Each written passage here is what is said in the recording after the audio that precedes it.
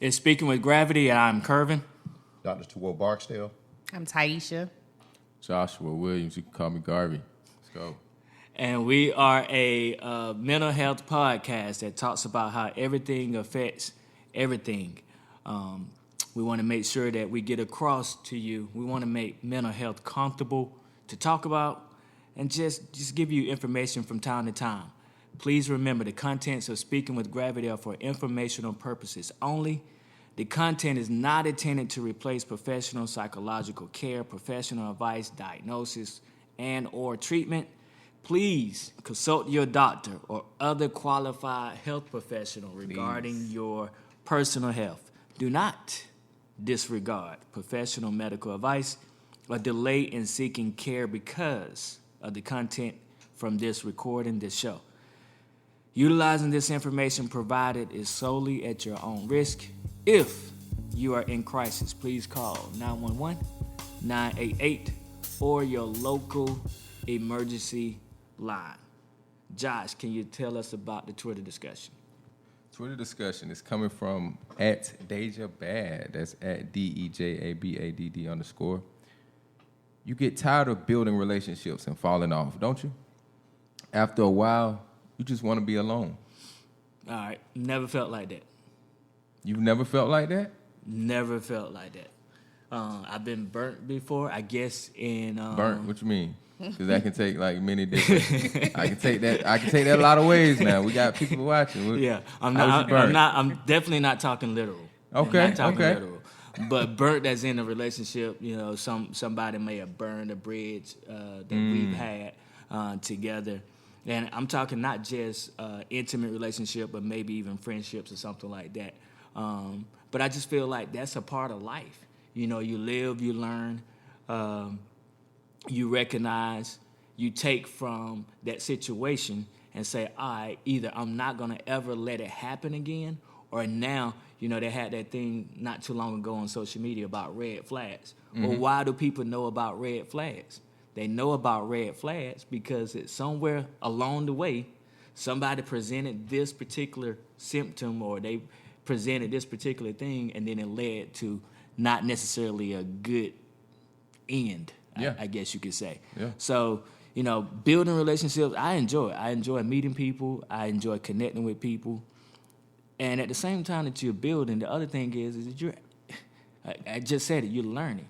You know, Facts. You can meet somebody and take something from them.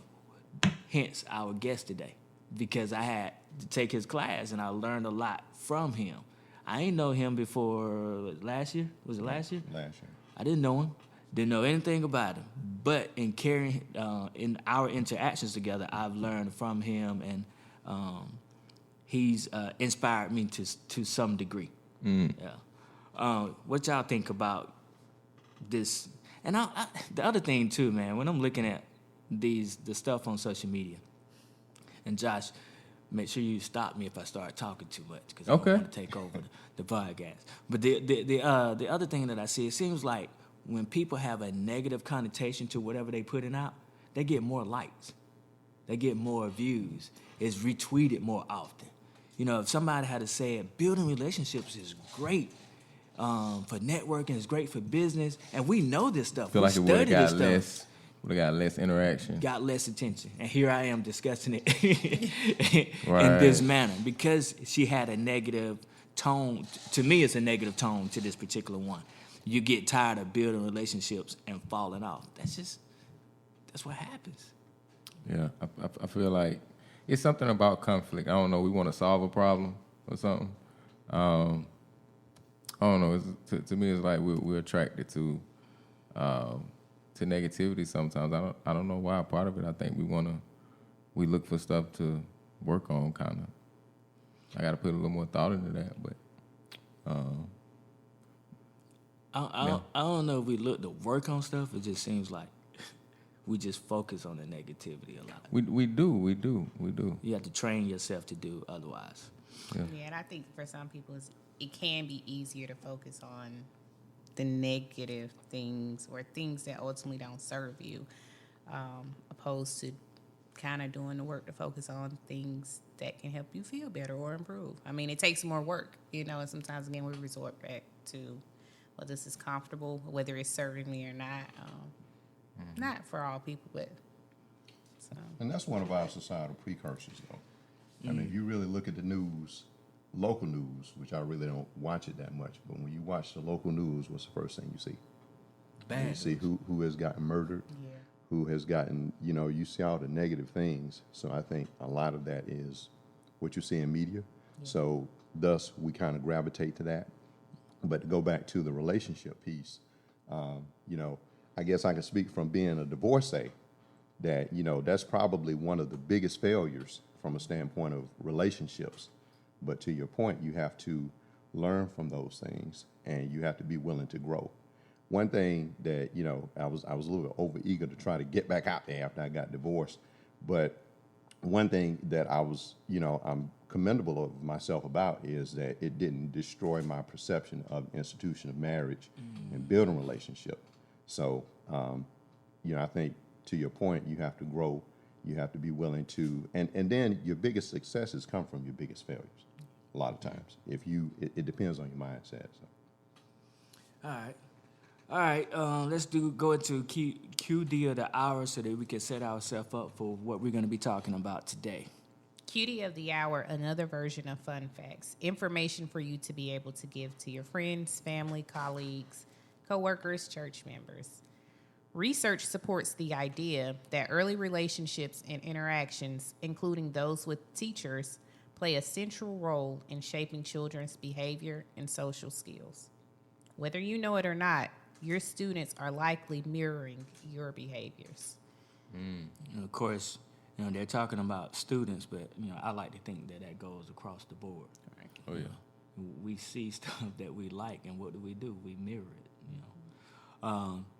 The longest ever study on happiness has thrown the spotlight on one primary ingredient, which is close relationships. Whether with a spouse, significant other, family members, friends, or just a social circle, the ability to create solid, functional relationships is a determinant of both personal and professional success. And that comes from a 75-year-long Harvard study of adult development. So today we're going to talk about simply building relationships. What is it? How important is it? Do we have to have it? How do we feel about it? So on and so forth. To better understand relationships in general, or building relationships, I guess we'll have to explore. I like to define stuff from the beginning so that we know what we're discussing, what we're talking about. So let's just go there first. What does building, anybody can jump in at this point. What does building relationship mean to you? When somebody says build relationships, what does that mean? It's like but dang, trying to put it in words. Yeah. That's what makes it so complicated. Right. To be able to convey that. What does it mean? I would say understanding and connection. Better understanding and connection. Yeah. I like that word understanding, because a lot of times we have knowledge of this person and knowledge of that person, but when you actually go beyond just the knowledge of and you try to understand what it is that you know, to me that's a real relationship. I have knowledge of you and some of the things that you do, but I haven't understood it because we haven't had a time to build up until this point. So I just have a knowledge of you. Versus Taisha over here, I have a better understanding of her, I feel like, because we've had time to talk, discuss, and I understand what's important to her. And hopefully vice versa. That understanding is a very big piece. Not just knowing.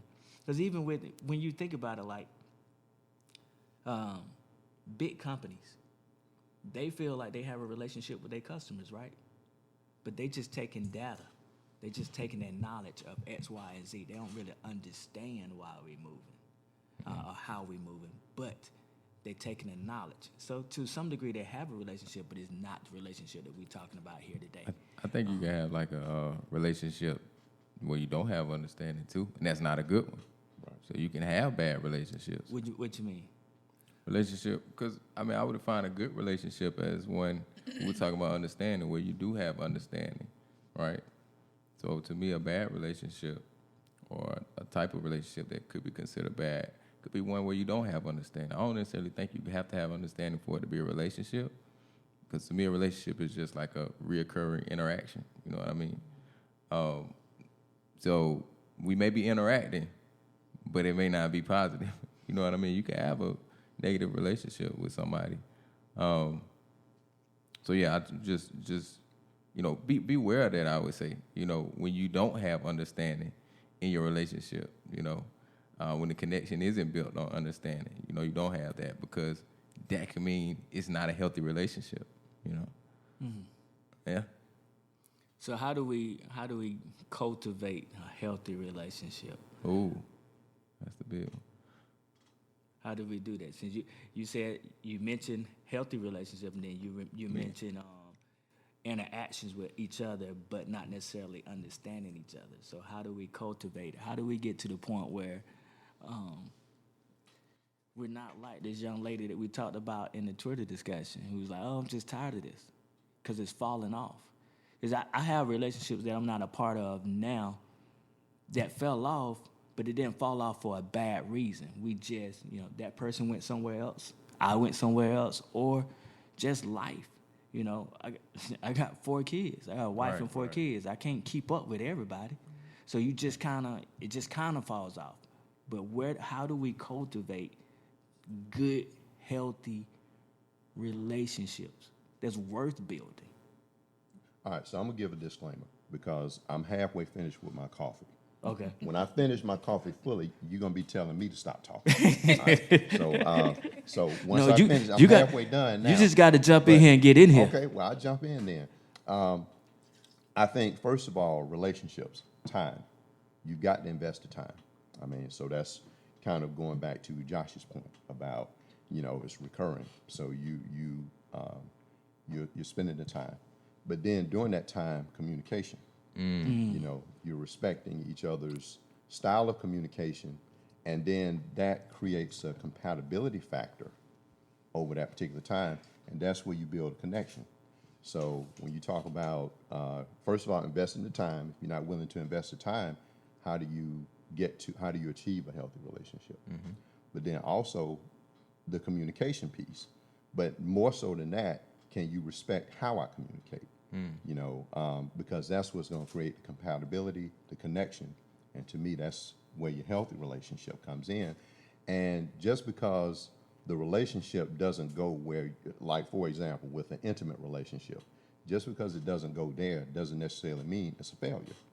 It just means that over time, you grew through your time spent together, your connectivity, your communication, and you came to a mutual understanding, or maybe even not a mutual understanding, that this was the best place, for you to be, relationship-wise. Time. That's a big one. Yeah. I think it's the style of communication too. Yeah. Because I haven't thought of. I have, but I haven't really. People communicate differently, and it is important to have that understanding of how others who you choose to interact with and build a relationship with communicate. And I'm just learning, because I've never really thought about that as much in my relationships with people. Well, I'm telling you, and I'm gonna tell you one other thing too, that really you have to wonder about, because and I come back from the standpoint of marriage, is equally yoked. What does that mean? Because to me, it means y'all got the same ideas, and y'all trying to go to the same place. Okay. That's what it means to me. You ask somebody else, equally yoked may mean, okay, y'all have the same educational background, status, you have the same upbringing, you know, obviously from a spiritual context, is that you both are believers. Well, my ex-wife and I were both in the church, but we didn't make it.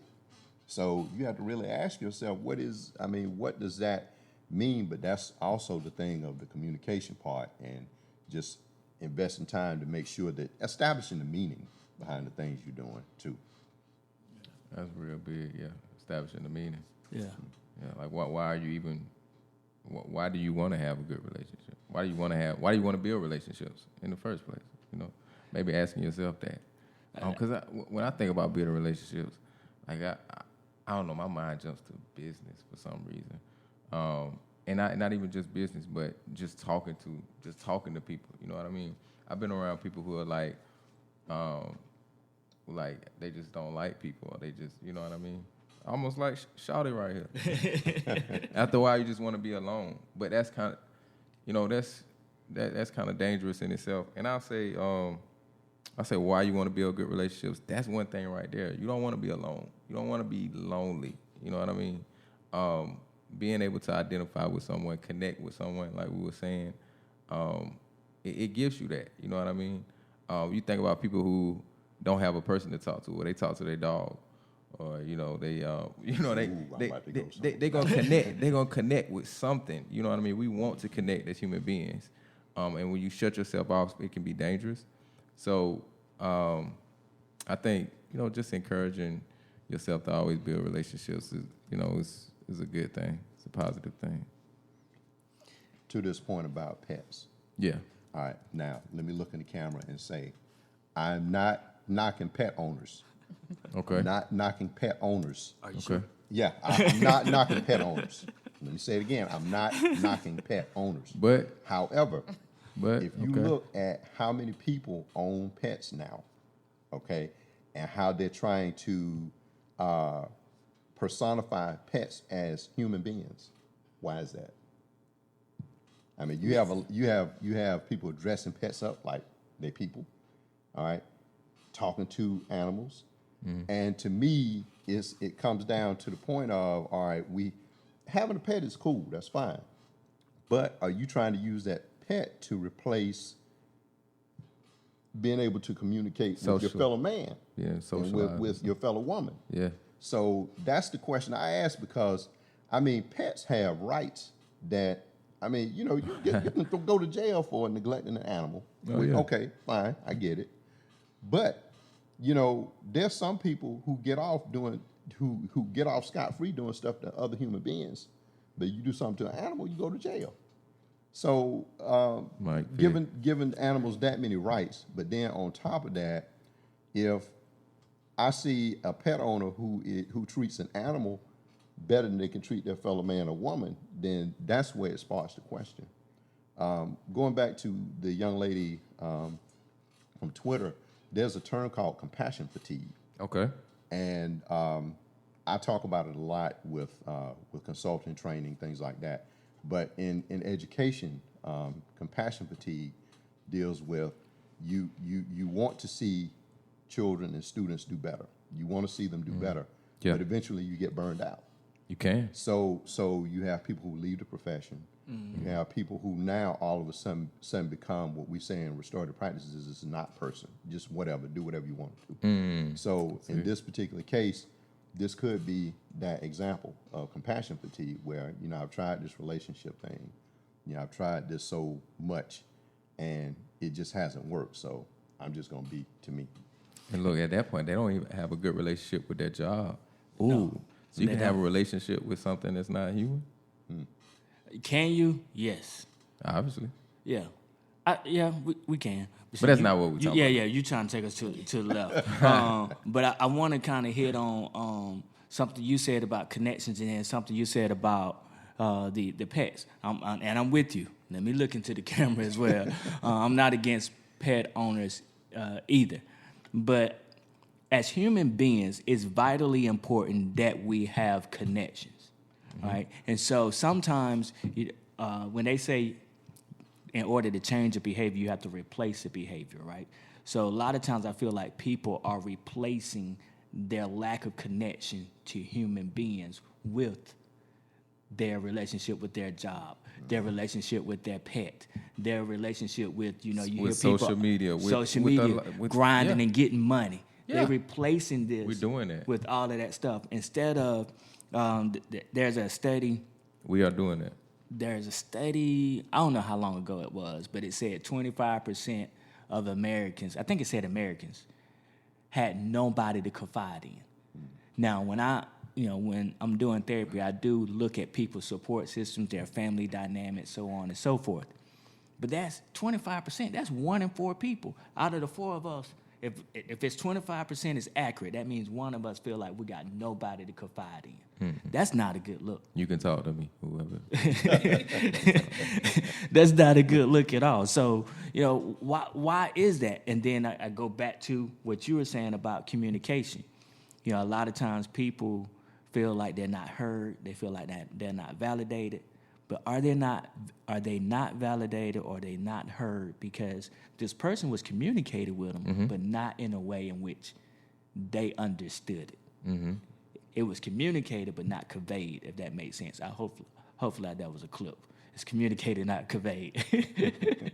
But going back to with the pets, you can kind of trust a pet to do what he gonna do.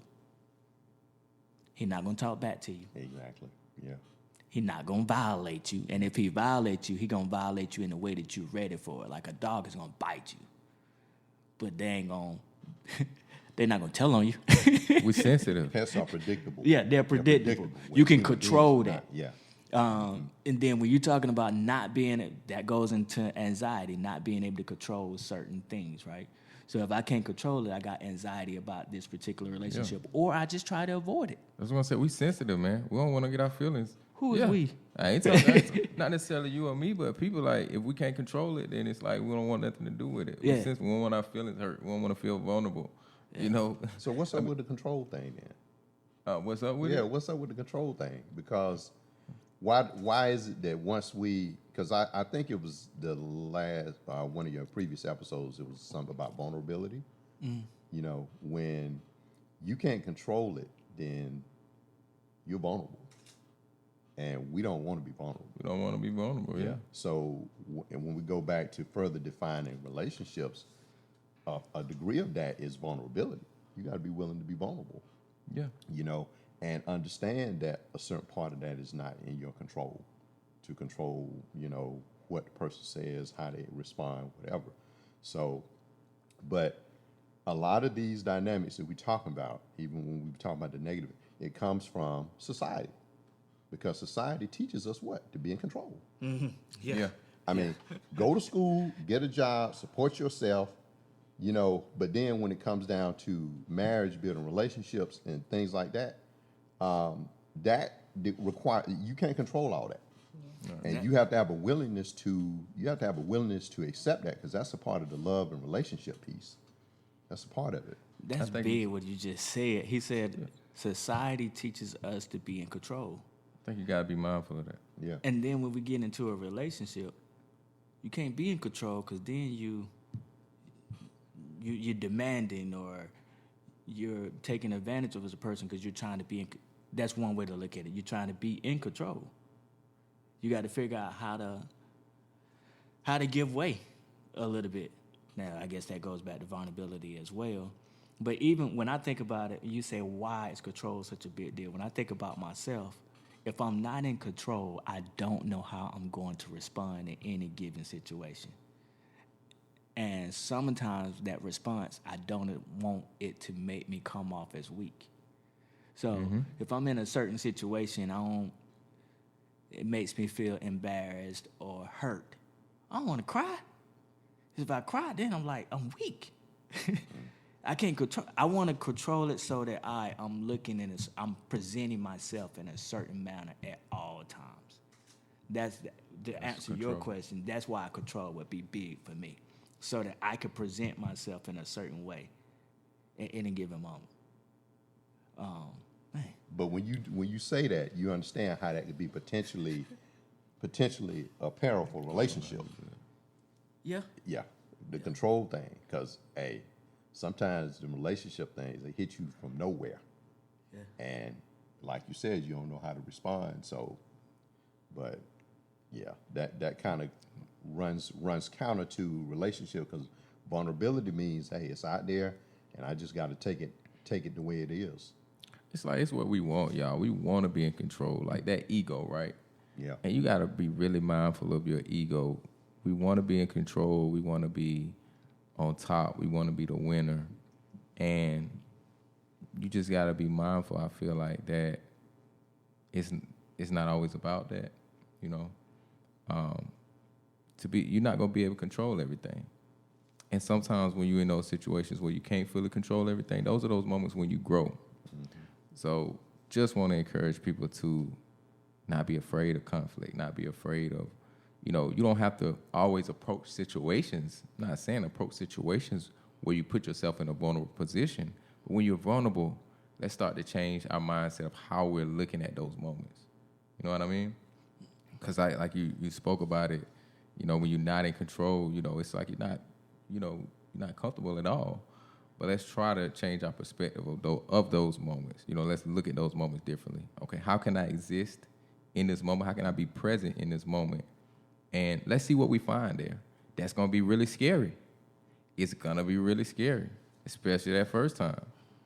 But it'll work out. That's the thing about it. Our ego tells us it got to be like this or it's not going to work out. Trust me, it's going to work out. You just got to take a chance on yourself. Put some confidence in yourself. Put some confidence in God. And, that's what I say. Dr. Tuwo, one of the things I feel like you keep bringing up is relationships, intimate relationships, right? Mm-hmm. But as you're bringing it up, it also seems like you're saying before you even get to that intimate, long-term relationship, whether it's marriage or just having a partner, it feels like you're also saying you got to learn along the way how to do relationships. People don't think about it, but like how did you interact with your brother and your sister? Mm-hmm. How you interact with your cousins? And what they say, cousins are like your first real friends. Mine were. Yeah. Then once you get beyond brothers, sisters, cousins, how do you interact with your peers and your friends? Then once you get beyond that, how do you interact with coworkers? Then we can get into that intimate one-on-one relationships. That being said, what are some of the tips that we can give people on how to have a healthy relationship? And I'll start to give y'all the chance I'll start to give y'all the chance to think about it, but I want to piggyback off of, again, something that you were saying, being vulnerable. Being okay with getting hurt. Being okay with sharing your emotions and your feelings. Being okay to share your dreams, your fears, your failures with your partner or even with people in general. Just earlier, before we started, you said you was asking me, where do I want to go from here? Being able to sit here and talk to you about where I want to go, what my dreams are, instead of keeping them to myself, balled up. And then when I shared that with you, you was like, oh, okay, well, I got this, and this, or I know this, not necessarily that you know, but you was willing to help right there in that moment. Now, if I don't share that with you, if I'm not vulnerable, I don't even know that you can help me. Mm-hmm. I don't even know that you can put me in a particular situation. Same way with you. Me and you was talking earlier this week about some things that was going on, and I shared where I wanted to go. You was like, that's big. That was encouraging to hear. So in those moments, I'm vulnerable to share my dreams, my aspirations, and it was encouraging, and I guess you could say network to some degree. So being vulnerable would be one. Anybody else want to share another tip for building a healthy relationship? One of them I say, it's a Bible verse too. I can't get it quite going. I ain't been studying my Bible, Bible like I'm supposed to, y'all. Huh? You finna quote the Bible? I would misquote it, so I won't even try to quote it. But, No, go ahead. I might be able to help you out. It's pretty much just, and it's not treat the other person how you want to be treated, but it's pretty much just putting that other person, I don't want to say putting them before you. I was hoping you came up with the verse, but You're not giving me enough. You're not giving me I know enough. Galatians enough. talks about bearing other people's burdens. I like that too. But I'm not a good scripture quoter either. Yeah. So. I like that too. You're But not giving me but enough. You that's not it. Put my brother's needs before my own or something like that. Oh, I don't know about that one. Oh man, I'm gonna find it after the episode. And when somebody else talk, I'm gonna find it. But pretty much, I would say just I don't know. Somebody else go, man. Y'all threw me off, man. But I do like the Galatians verse about bearing my burdens, because we there again we talk about relationships, right? Sometimes, and I have to catch myself on this. You're so consumed with what you got going on, you don't think about nobody else. Right. Sometimes I have to take a moment and be like, man, let me see how such and such is doing, this person is doing. And then, and people have done that for me. They'll call me, and I really needed to talk at that moment. Not that necessarily something was heavy on, or I didn't realize it was heavy on me, I should say. And then in having that conversation, bam, that was good. That helped me out. So, yeah, bearing other people's burdens, just being willing to listen to other people. Not necessarily take over and try to take on their problems, but being there as a support. So I think learning about yourself too. How you treat yourself can be a reflection of how you treat others. And I'm learning that as you were talking, Kervin, I think, I was just thinking and processing, early on relationship with siblings, cousins, other family members. Then it branches out to friends, teachers, co-workers, and just, reflecting on how I've shown up in those moments and times in my life, and just the relationship I had with self and the relationship I had with other people. And it's like, there were some good things, but as I sit here and think, it's like, dang, you could have done a little better. And it's okay, because I was where I was in my time in life, lack of knowledge probably. But to bring it all back, I think learning about yourself, taking the time out if you feel you need to be alone for a while to regroup, to figure out, are the relationships that you're having with people, are they serving you? Because you have to keep yourself in mind, and then from there, I think you'll start to align with the individuals and beings, I guess, I'm not going to say who you need to form a relationship with, but you'll naturally attract them, based off of what you've done, the inner work with self, and then I know I can't control things outside of me. I can't control how this person is interacting with me, but does that serve me? And if it don't, it's okay for me to be vulnerable in this space and just go on to the next. That relationship didn't serve me at this point in time in my life, and I'm okay with that. But in order for me to know that and to develop those skills along the way, because it just doesn't stop, because we grow every day. We learn things about ourselves. If not every day, every other day, I don't know. That's subjective. But learning about self, and that means spending time with self, reflecting on certain relationships, being vulnerable in that moment in time with yourself, which would kind of make it easier to be vulnerable with other people, because you kind of had that woman in the mirror, man in the mirror conversation too, But yeah, I think that's it. Just learning about yourself. That's a great point about knowing yourself, because many people, and first of all, let me go back to say that any relationship that we have is going to really be a building block for us achieving love. Because even with friendships, with any type of ships that you can be in, all right, those are still going to be the ingredients that make for love, because ultimately we know love is what is truth of the Almighty. So anything we're doing is going to have a similar effect to that. But the point about knowing yourself, many people are attempting to get into relationships or friendships, and they really don't know themselves. They don't know what their love language is. That's a very powerful book. Gary Chapman, 5 Love Languages.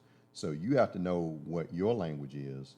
So first of all, you know what you need, but then also you have to know, okay, this is how I show it, whether it be in a friendship, whether it be whatever. This is how I show it, but maybe this person needs something different. They need a different love language. So, but you'll never know that if you don't explore yourself to know what your language is and know what you need, what your needs are, but then also subsequently how your needs can help someone else. I love it. I love that. Great point, Taisha. If you want to love somebody, love yourself first. If you want to build with somebody, build a relationship with yourself first. I love it, y'all. You gotta cultivate that relationship with yourself, like you say. So because sometimes in relationships you can sabotage your relationship.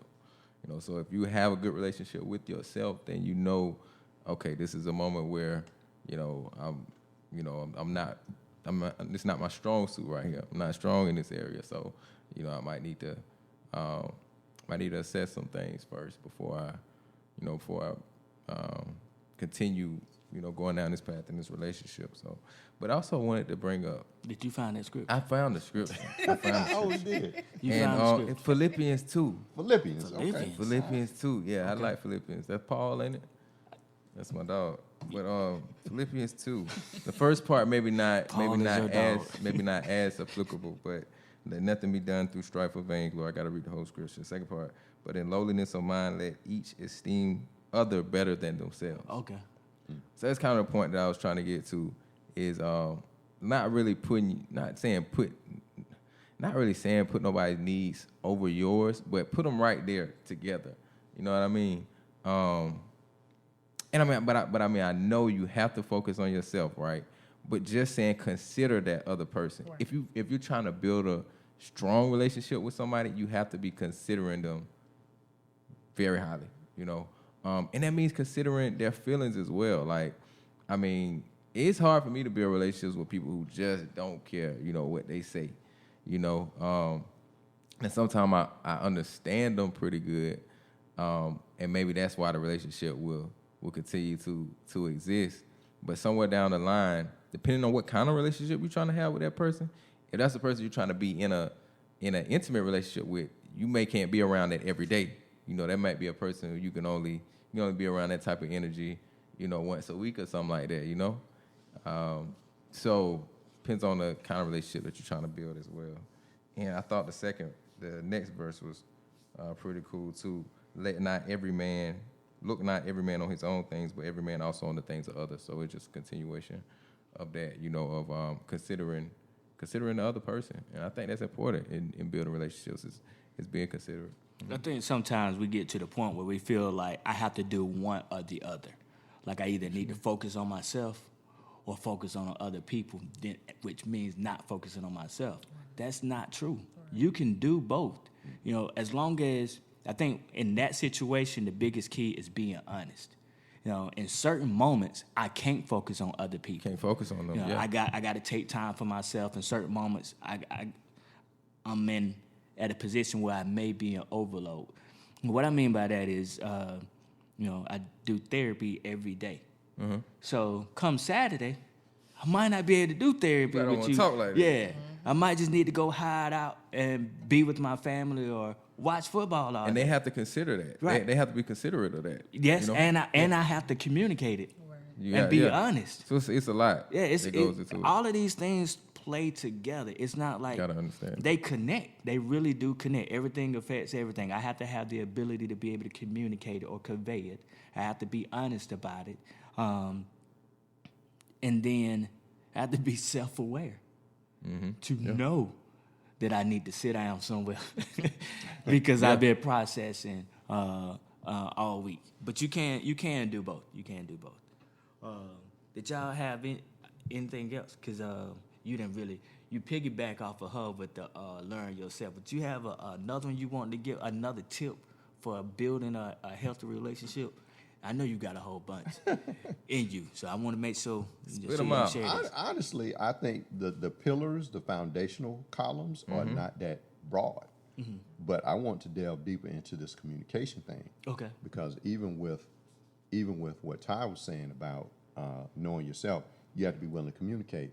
And even in our class a couple of weeks ago, we were talking about how society conditions us that when we spend time talking to ourselves, we're crazy. Mm-hmm. Okay? All right. So then once we got onto that trick and then fall for that okie doke, then what did they say? What does society say? Well, it's all right if you talk to yourself, but don't answer yourself. If you answer yourself, you're crazy. Yeah. Well, if I ask myself a question, what's the purpose of a question? The answer. To get an answer for the question. So if I ask myself a question doing a self-inventory or self-reflection, and I talk to myself, society makes you believe you're crazy. That's actually healthy, because in your self-reflection, you should ask yourself questions. Right. But then also what that does is, and going to the point of delving deeper into communication, we have to be willing to ask questions. So if we're making statements, and I think unfortunately that's really what contributes to a lot of discord. If we're making statements or drawing conclusions and we haven't asked the right questions, then it's going to, it's going to lead us to not have the true understanding that we need to have. Let's go. Ask the questions. I'm Ask glad the you right questions. Pointed it out or highlighted just how we've been conditioned, particularly here in the Western society, to think, to react to situations, how we view ourselves, and just circling back around to it's important for me to spend time with myself, to process what's going on, to ask myself certain questions, to find those answers. They'll come one way or another through just me sitting there, through some type of example. And I don't know. I will get the answers, but I just wanted to highlight that. We've been so conditioned to just do stuff. I was going to say the other word, but trying to be respectful. But yeah, it's just important, sometimes to tap out, really tap out. Get out of the Matrix. If anybody's ever seen the Matrix, yeah. You said that a few times, Doctor. You said that a few times. About society, what society teaches you. Yeah. Y'all we have gotta to be be careful. mindful. Be careful Have to be listening to mindful of that. society. Yeah, be got to mindful be of it. mindful of that. You'll learn some good things. It's a lot of knowledge out there, but with knowledge, you got to use wisdom. Everything ain't for you. Yeah, and unfortunately, a lot of that trickles, a significant amount of it trickles into education, to the point that, if you're not careful, before long, now you judging students, you judging families based on the societal context when you're not spending the time to collect the appropriate data. Interest inventories, I talk about that all the time. If you ask the right questions, sometimes you got to forget about the standards and ask questions and build relationships and build your knowledge and connectivity with kids, as well as your peers. And then what people out of that are going to be more willing to work for you. In the case of students, they're going to be willing to work with you as well. So, but if you never take that time to do that because of all these things that society says standards are important. Okay, the standards are important, they are. However, if you alienate getting to know people and having a true understanding of where they are and talk to them like they are human beings on your level, a lot of people are not going to be motivated to work with you or work for you. I wanted to circle back to what something that Curve said a little earlier, which was how he shared information with me. And, but the other piece of that is, how do you know who to share it with? Because, some people they take your information and they try to sabotage you. Oh, yeah. So that's the other thing that makes relationships complicated, and knowing who you could actually, share information with. Where's a safe space to do that? But this is where I feel like my faith is paramount, because I don't try to have all the answers. At some point, I got to give it over. I'm not going to know every person. I'm not going to absolutely know every person that's good for me and not good for me. As I continue to interact with them, I can start figuring it out. All right, that might not be the best person. So I have to have faith in God that, all right, man, not man, but all right, God, I shared this, cover me, because if I start really being analytical and continuing to kind of just second guess who I share stuff with, I'm not going to be vulnerable. I'm always be heavily guarded so that I don't give information out. And then that only results back to me. That only come back to me where, all right, now I'm heavily guarded. I'm not giving out information. I'm not helping myself. Right. I'm not building relationships. I'm not connecting with people. I'm not having people that I can confide in because I don't trust them. I guess we kind of missed that, but with building relationships, a part of building relationships is having that trust. Having that trust in an individual or individuals. Mm-hmm. If I don't have that, we really can't build anything. Trust is the foundation to me. comes back down to vulnerability. Yeah. Trust, faith, love, all those require you to be vulnerable. So, great point. Don't go looking for nobody to trust, though. I don't think. What? Don't go looking for nobody to trust. Live right. God will put them people in your life. Don't go looking for nobody to trust. You gonna end up telling the wrong person something. Like it's just like they say, don't go looking for nobody to love. You know what I mean? That's I don't know. That's I don't know if I agree with that because, and the reason I say I don't know Yeah. if I agree with it, Words, no. yeah, cause that's what you about to do. That's Open up cool. a can of worms Conflict because you is- said don't go looking for nobody to trust. Don't go looking for nobody to love. Wait a minute. I'm supposed to be seeking a wife, right? Depending on what you read, I'm supposed to be seeking. I'm supposed to be the chaser. Depending on go back to him. Depending on what society taught us. I'm saying don't go looking for. Just don't go looking for nobody to trust. Looking for somebody to confide in. I'm saying, if you're talking to people, right? I'm saying build relationships, and you're gonna find out who to trust. But don't go just out here. That's your main thing. Is I'm looking for somebody to talk to, so I can confide in somebody. I don't look at it like that. I look at it like I'm just looking to interact. I'm looking to communicate. Maybe I'm getting hung up on words. I see his point though, because there have been times that I have told the wrong people stuff. Mm-hmm. Out of the goodness of my heart, just Out sharing. of the goodness of your heart, right? And told people wrong stuff.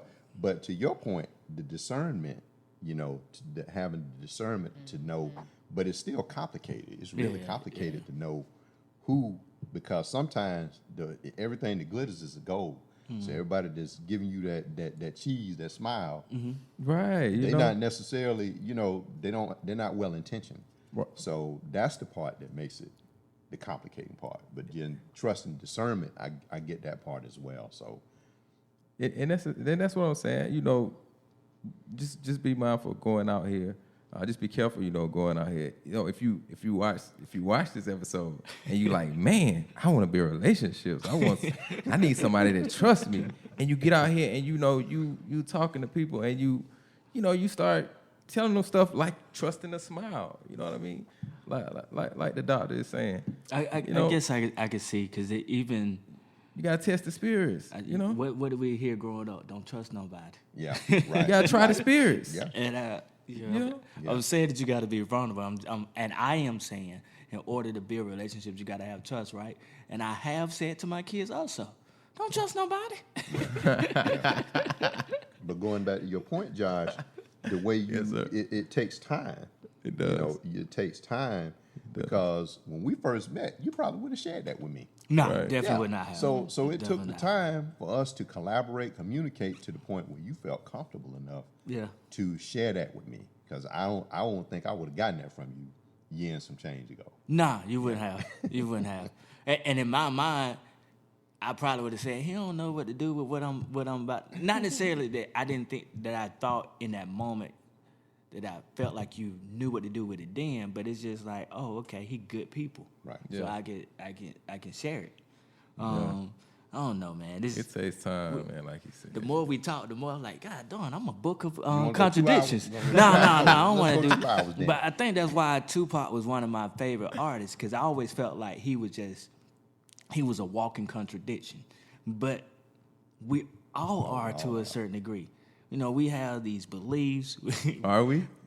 That's a whole nother episode. Yeah, we are We because it's based on our experiences, I've based heard on what that, we but I don't- taught, I've heard that, but I don't know, man. based on how we feel. I gotta look at that one. I just said it out loud what mine is. I done told my kids don't trust nobody, but I'm about to jump down your throat because you said don't go out here But and you look for didn't nobody to trust. But when you talk to your kids, you didn't go all the way into it. Don't trust, you didn't give them the butt. You just because you was looking out from a certain perspective. Yeah. But your how you feel is really bigger than that. You know what I mean? You just didn't elaborate more. I also feel You like just wanted to warn them. when you're talking about children and you're telling them, I think it may be easier to say don't trust anybody because, like Dr. Terwell was saying, it takes time. So they have to learn over time who's good, who's not good, and why they're good and they're not good. And it's easier to say don't trust nobody Right. because you want to protect them and you don't want them to get hurt. Or anybody, not just my kids, but anybody I love, I ultimately don't want them to get hurt. And I don't want them to have to experience, certain negativities. But Most definitely. I think we can go another hour with this one. But Dr. Terrell, I didn't do this in the beginning. I should have done this. Can you explain who you are?